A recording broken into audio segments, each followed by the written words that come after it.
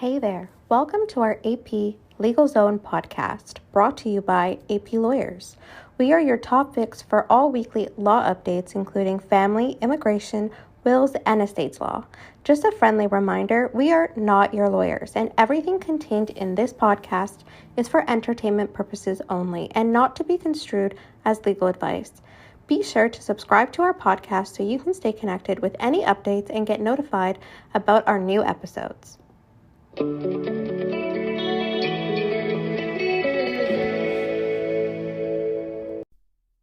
Hello, I'm Angela Princewill. And I'm Sherine Abdi.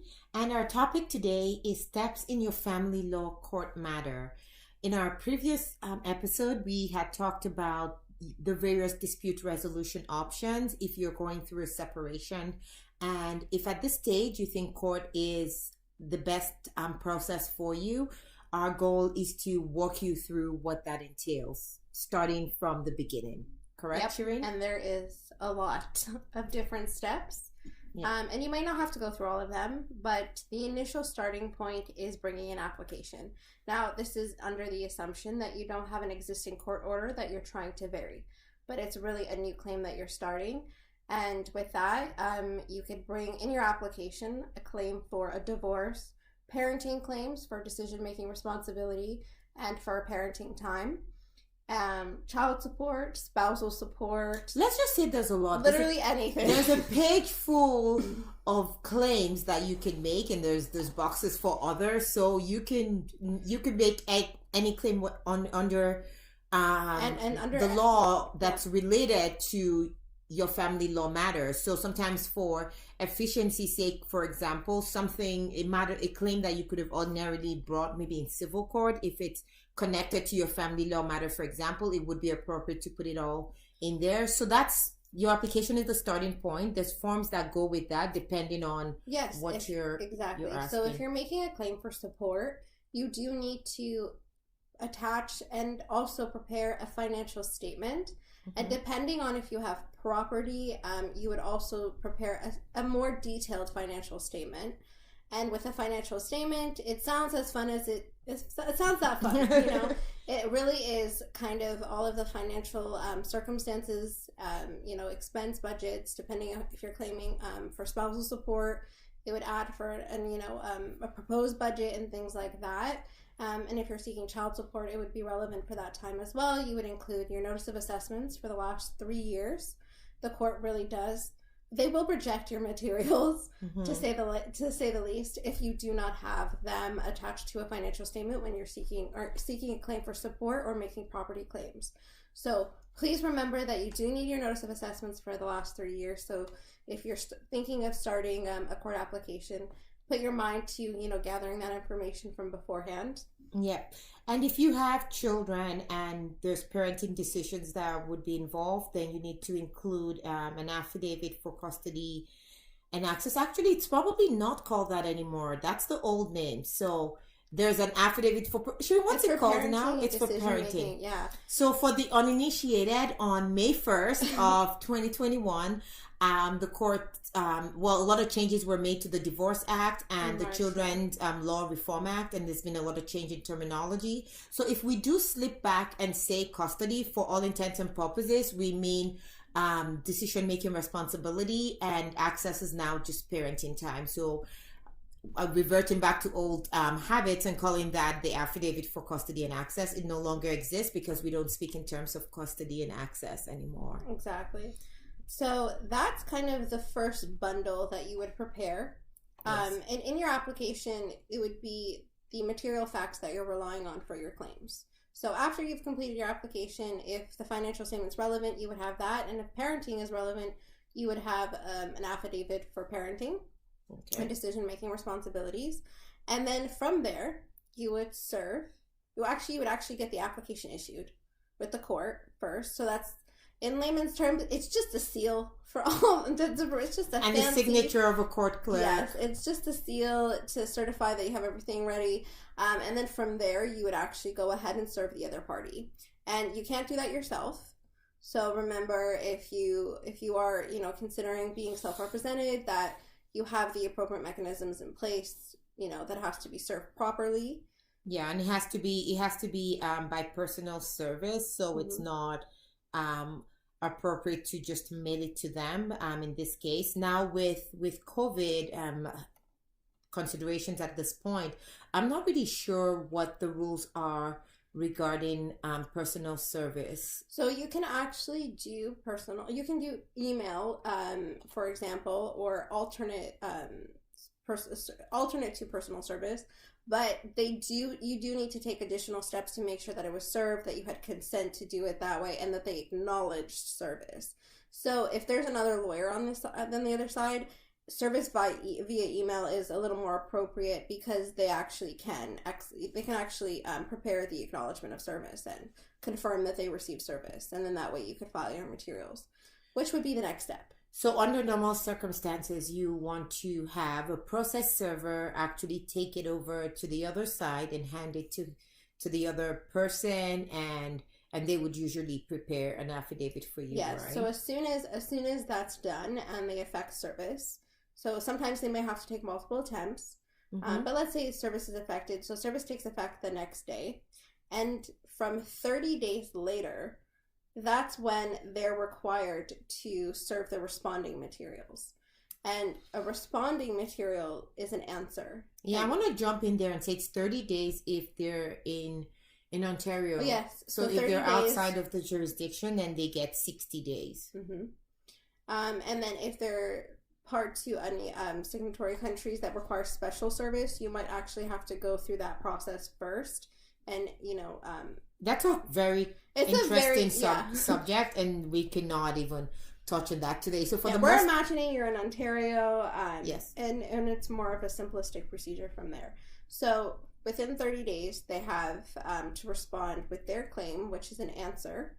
And let's say you are now served with an application, and what do? You would actually prepare an answer, and in this document, you can actually agree with some of the claims in an application, or you can make your own claims. So say, no one talked about spousal support, and you believe that you're entitled to spousal support, and you want to put that claim forward, you would check off that claim, and then the material facts that support that as well. And then if you're responding to a claim for property division or support, you also need to prepare a financial statement, and if there's property involved, it requires a more complex financial statement, which is a 13.1 financial statement. But I don't think we need to go too much about the forms.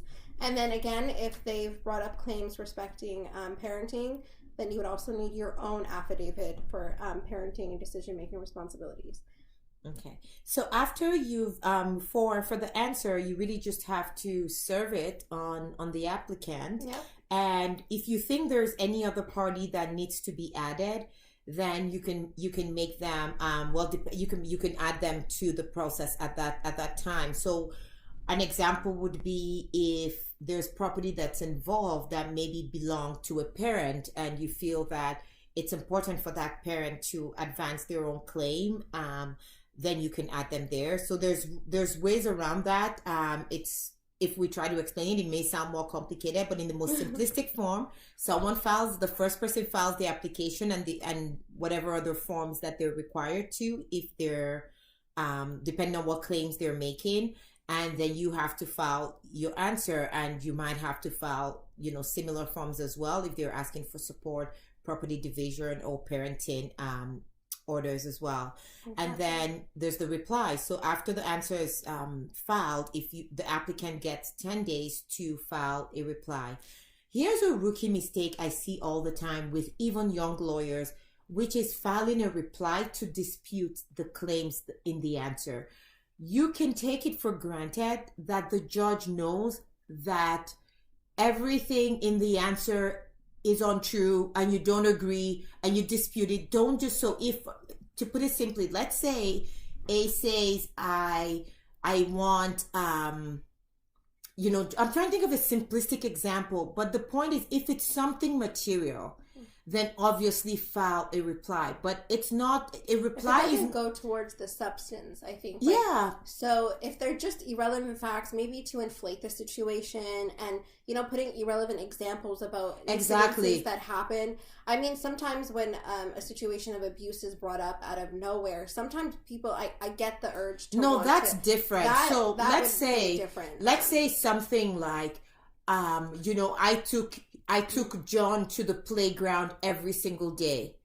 You don't need to reply saying, no, he only took John to the playground Mondays, Wednesdays, Fridays, and weekends. Or that I make all of the dental appointments for the children. So things like that, things that are not really, you'll get a chance to refute that, but in a reply, it's really not necessary. So think of a reply as only necessary to substantive relief. That's not, or something that's new that was brought up. And not just new as in a new fact that's not material to your claims. So that's, I know I see that with replies a lot, and I wonder what was the point of this lawyer or this other party filing a reply in the first place? Like, you're just supposed to be replying to new claims. So if you just asked in the application, if you only asked for parenting orders and now someone's raising support, then it's appropriate, if you disagree, to file a reply speaking to that issue of support and why you disagree with that order being made. So it's not about just arguing every immaterial fact. And I tell people, just assume that the judge is not thinking by any stretch of the imagination that because you didn't file a reply that you agree with everything that the other party has said. The pleadings is really not even the best place to argue the facts anyway. You will get your chance to do that much later. Mm-hmm. And I just use the word pleadings. And pleadings are really the application, an answer, a reply. Things like this are pleadings, and they form part of the court record. So when we go into like conferences, we'll talk about, the different documents and things that actually stay in the court file versus just getting, given back to the parties or just stricken from the record after the fact. I wouldn't say stricken because that's a more legal test, but really that they're not going to stay with you. So when you're going to a trial, these are the materials that you're going to rely on.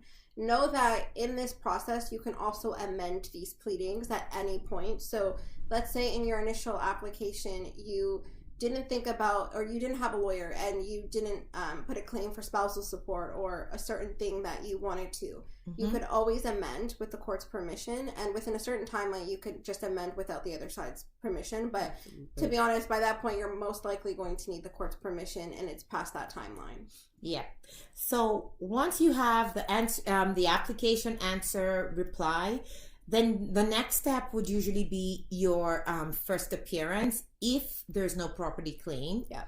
If there's a property claim involved, then you're probably going to have to be scheduling a case conference. Yeah. So your next step after all of these materials are filed, and I'm imagining they're filed within the proper timelines, right? Sometimes they're not, and then you get extensions. Exactly. And it's not uncommon. I think you can attest to that. So it's not uncommon that you have extensions, and there's no automatic date. When you have a first appearance, I think we'll just briefly touch on what that is.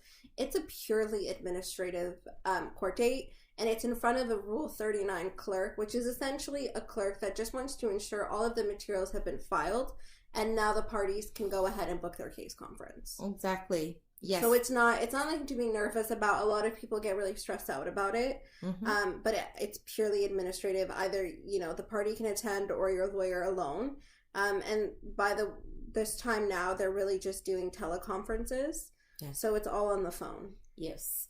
So after your first appearance, if applicable, then exactly. Then you would, at the first appearance, they'll book a date for the case conference. If you don't have a first appearance, then you would have to proactively book the date for your case conference. And that's the most exciting date for me actually, because that's the first time you get your case tested by a judge. Yes. I would say this is the most monumental time. This is like really where you can assess your position. Yes. This is probably the most stressful time. I mean, other than trial, I guess. But I guess for the clients, for me, I always tell clients, like, don't worry too much. The powers of a conference judge are very limited. they limit it of their own volition for the most part, because there's some orders that I think the case conference judges can make, but they don't. They really stick with that role of just trying to facilitate a settlement. So for your case conference, you're going to need a brief, and it's called a case conference brief, very unique name. And again, it's in check. There's a lot of check marks for you.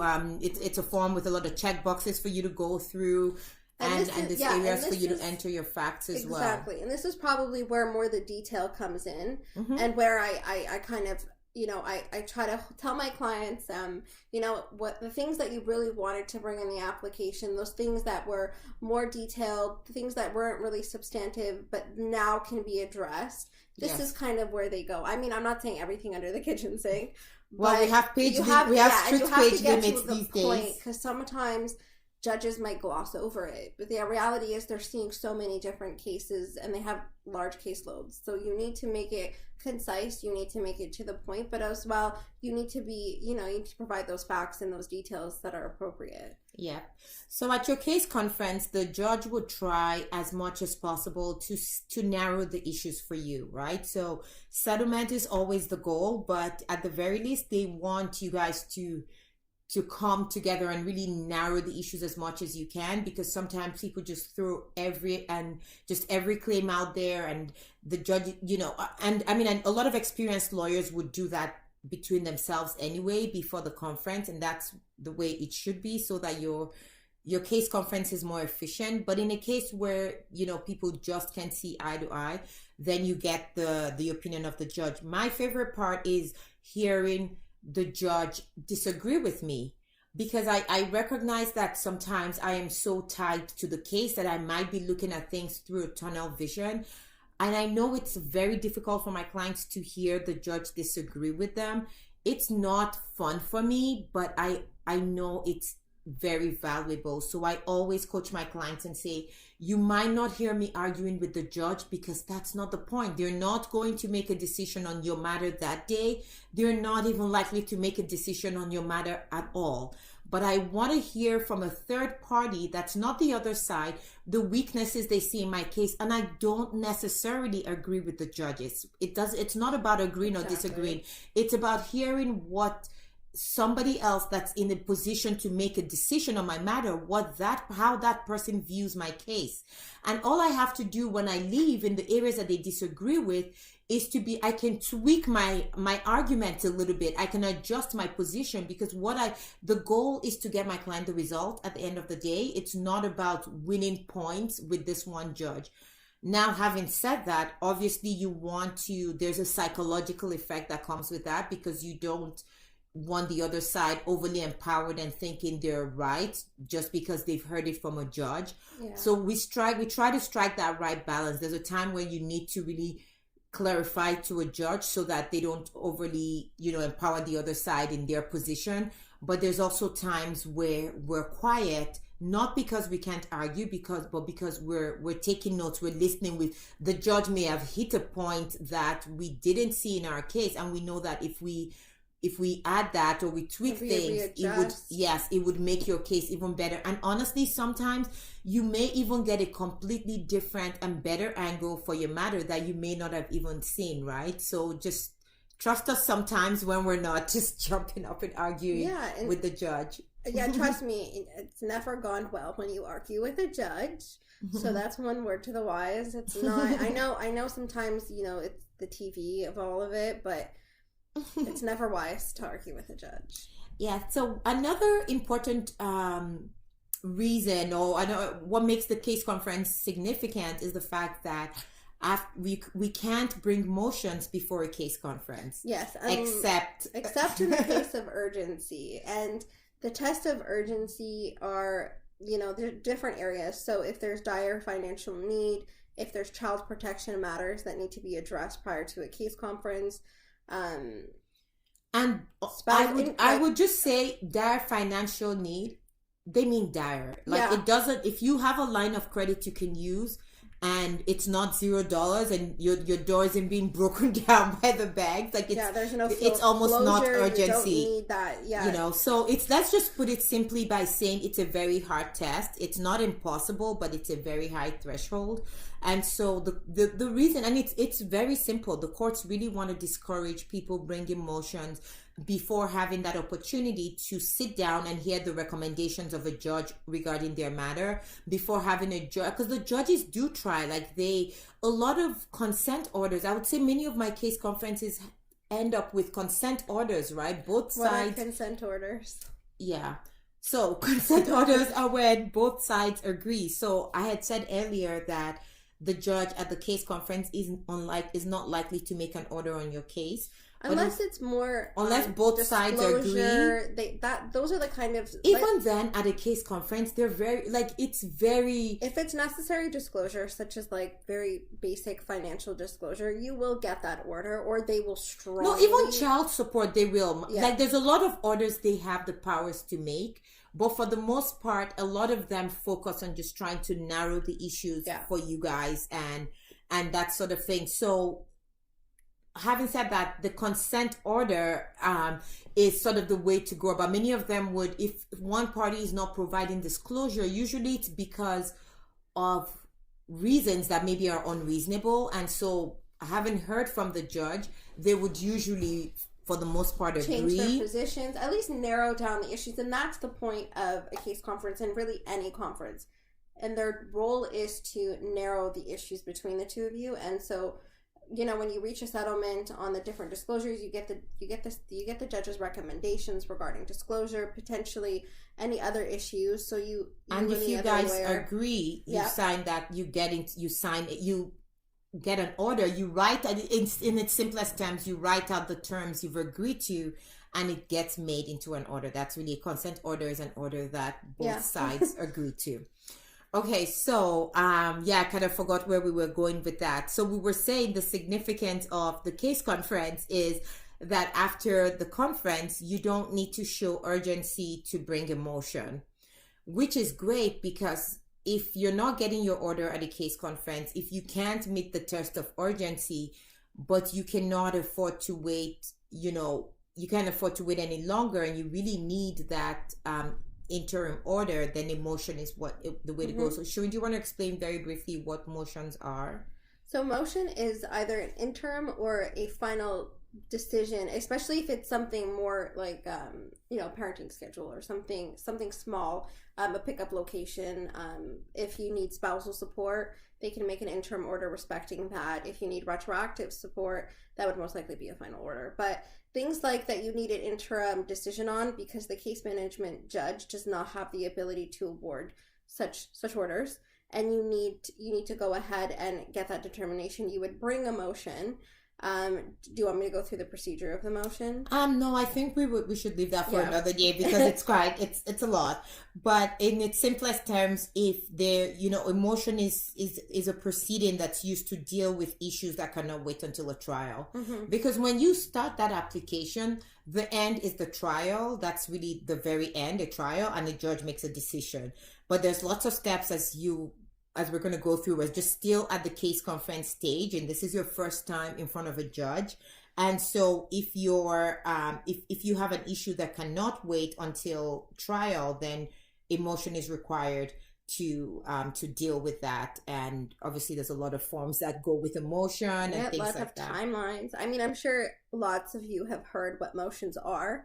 But for our purposes, it's really just a determination on an issue. So after the case conference, it's really, at least it allows you to bring that. Now, please don't mistake this for me saying you should routinely bring motions. I don't think it's a good idea.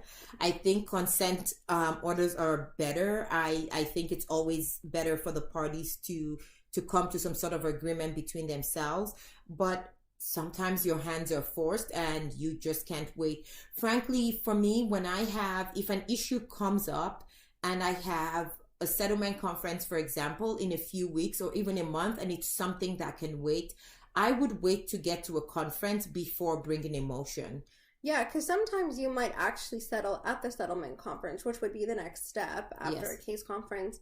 And in that in that process, then you're saving yourself a lot of the funds because motions can be pretty costly. Yes. So definitely, if you're able to get the judge's recommendation about the motion, and you can even ask, like your lawyer or yourself can ask the judge, if they were sitting this motion, what their decision would be on the issue. And, it may be favorable to you, and it would definitely urge the parties to settle. Yes, exactly. That issue at least. And a lot of cases get settled that don't settle at the case conference stage, settles at the settlement conference. So I think we just started talking about the settlement conference without even leading into it. So after your case conference, the next appearance at the court would be a settlement conference. And these steps, for the most part, are mandatory. Like, it's required by the rules. Similar in nature. Like the materials, you need to prepare updated financial statements. You still need to prepare a settlement conference brief. The difference in a settlement conference is you actually have to prepare an offer to settle on the issues. So the judge needs to see that you guys have been making some reasonable headway, and there is some sort of offer that you're proposing to settle all of the issues. They need to see some sort of movement. Yes, and another thing I sometimes don't see at settlement conferences, which irks me sometimes, is people don't file net family property statements when there's property involved. And file multiple formats if you have to. Even if we disagree on something, prepare a comparison for the judge to see.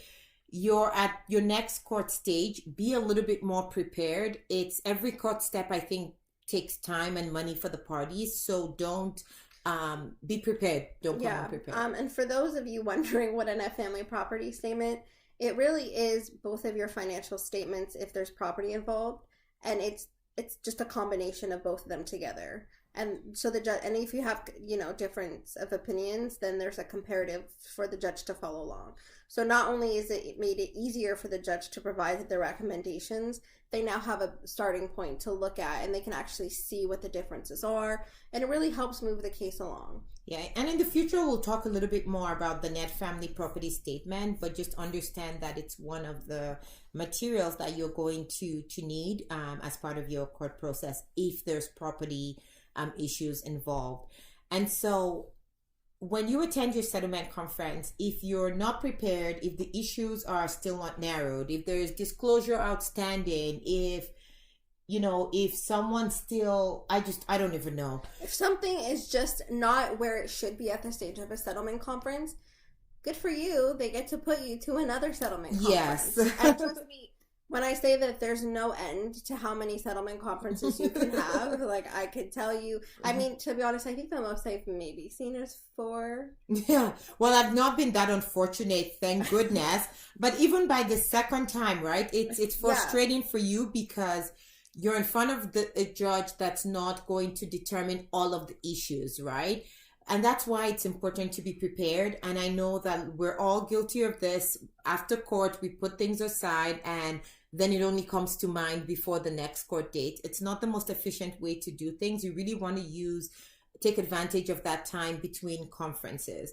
So a lot of cases, right? Keep momentum going. I know, because when you drop it, then it's just like, oh. Yeah, even for the parties, because it's a cost, and then exactly. then they want to recuperate sometimes, but the momentum is sometimes the most fundamental part. The good thing with these conferences is for lawyers that are not very proactive during the waiting periods, at least it forces us to have a conversation. Yeah. So a lot of times, back in the good old days, because when we could actually go to physical court, you were in the hallways and you're waiting for the other party to be done, and so now you're just stuck with this other lawyer. It forces a conversation, right? But now the courts are awesome in that they would, throw you into breakout rooms and you can have these conversations. And I'm happy that even with our virtual courts that we're able to still facilitate settlements in our respective breakout rooms and all of that. So anyway, so I'm just going to recap again. You filed your application. You have the answers done. You've done a reply if necessary. You've had your case conference. You've had a settlement conference. And now you're at a settlement conference. You've completed that successfully. Now where do you go next? So the next step would be a trial management conference. Yeah, and the purpose of the trial management conference is to further explore the chances of settling your case. A lot of cases settle at this stage. Don't forget, only about 3%, I believe, of family law matters actually make it to the trial. So the judge will try their very best to see if your case can settle at this stage. And if that's obviously not happening, the judge will try to organize how your trial would proceed, right? So, you guys would set timelines for making sure that expert reports come in on time. You will estimate how much time each party needs for their witnesses. How many witnesses are you calling? What are the names of these witnesses? What would they be testifying to? If there's going to be an agreed statement of facts, for example, the trial management conference is when you get to organize that and sort of set the timelines. So you would also be set down for the next trial sit-ins. And by that, I mean, in the unified family courts, trials happen at specific times throughout the year. So in the Oshawa courts, for example, there's usually the May, and I believe it was November trial sit-in. So if you were having your trial management conference at this time, you would be set for the May trial sit-ins. And what that really means is, I'm not sure, do you want to go over that? It's really just like a period of time, usually comprised of about like 3 weeks. And you can get called at any time. So it's not like you're getting a date for May 14th, for example. You don't actually know what the date is. And it's just kind of, sometimes they call you a day or two before and they let you know that your trial's proceeding on so-and-so date and to be ready. So we'd hope that you're at that time ready, because that's intended what your trial management conference is for. You're supposed to, have those timelines prepared so you know what needs to take place. And I mean, if you did, the bummer with not having a date is if you just have to let your employer know if you're self-represented or even just for attending court that, or your witnesses within short notice. They need to be on hand. So like that's, I think, sometimes a little more difficult when there's not a structured time, because then, you have to get the witnesses all in line on every single day, not knowing. And I mean, we do try though, because we already, on our part, we know how we want to organize the witnesses, who we want to call first and things like that. So we will, we could tell someone when to come and things like that. So don't come on the first day because we're starting with witness X and things like that. But obviously things don't go sometimes they either proceed a little faster, a little, sometimes they may even take longer. Yes. So you never know. Yeah. So, but anyway, that's, you only try, and the goal of the judge at the trial management conference is to at least estimate overall times. I think it's very frustrating for the judges to set a trial down for a week and it ends up taking 3 weeks, because there's other people that are scheduled to have trials at that time as well, and there's limited judicial resources. So it's also costly. They want to make sure it's estimated properly. And the more days of trial, the more funds it takes. So, for that's everybody, a determinant factor in how long you actually anticipate you going through the issues. I guess a self-represented person might feel like, well, it's not costing them anything, but it's just life that you're using up being there in court. But again, the judges are always particular about proportionality, so they don't want 10 days taken to determine a matter that, from a legal perspective, is not that complicated, even though from your emotional perspective or from your situation, it means the world to you.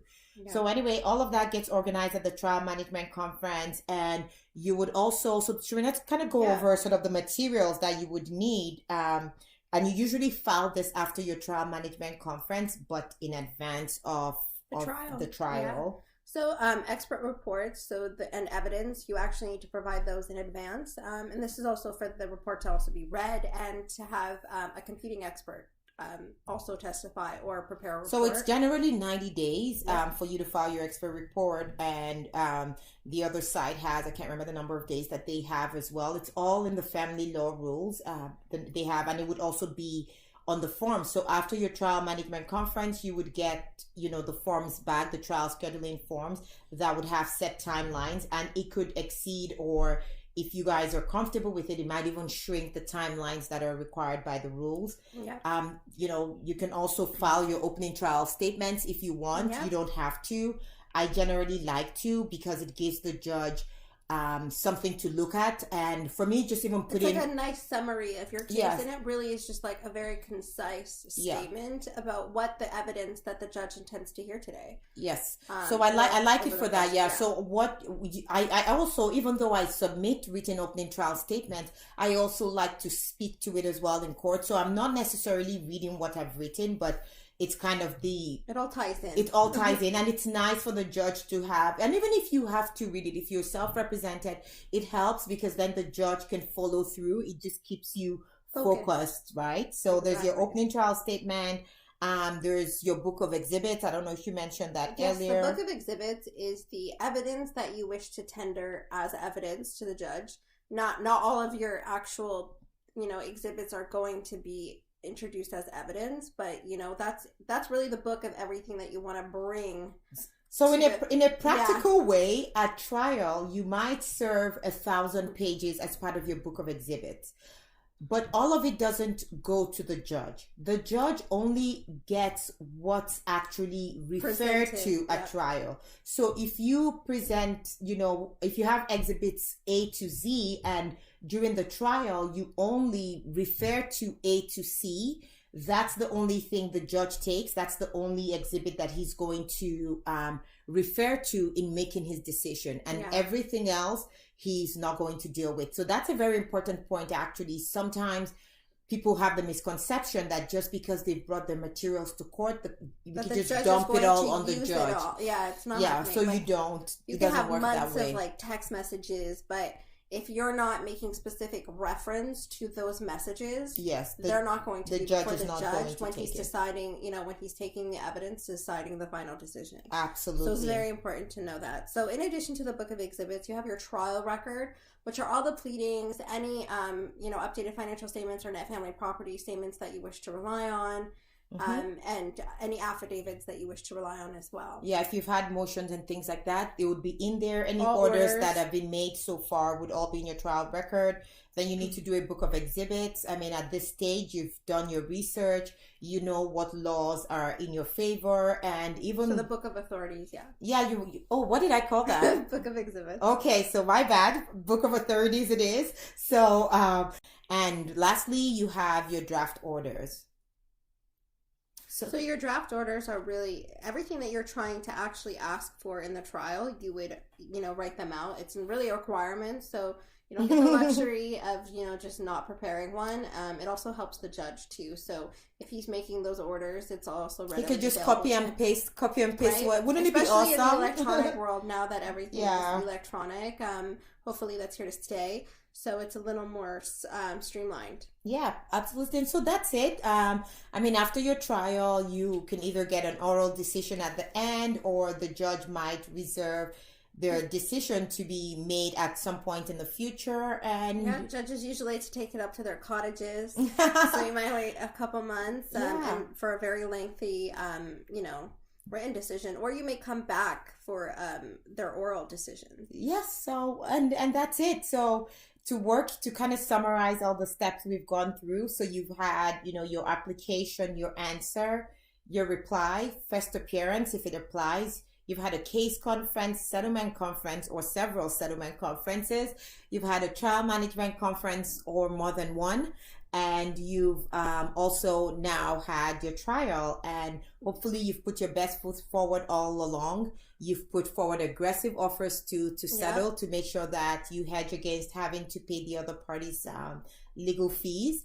And then all in all, that you just get your final decision, and then you would address the issue of costs, and on the more successful party. Exactly. I'm sure you're not rushing if you're not the successful party to be addressing the issue of cost, but definitely something that you need to consider after getting a decision. And we will do a podcast on the issue of cost, because that's also a whole different subject. But so that's your primer on all the steps in a family law court matter. As you know, each step, we can spend half an hour on each step and not even completely scratch the surface, but we just wanted to give you a high level overview. Yeah, some sort of guideline, something to kind of, help with the framework. Thanks for listening and joining us in the AP Legal Zone. We hope you enjoyed this episode. You can find more episodes by searching AP Legal Zone on anywhere you watch podcasts. Be sure to subscribe to our podcast today so you can stay connected with any updates and get notified about any new episodes.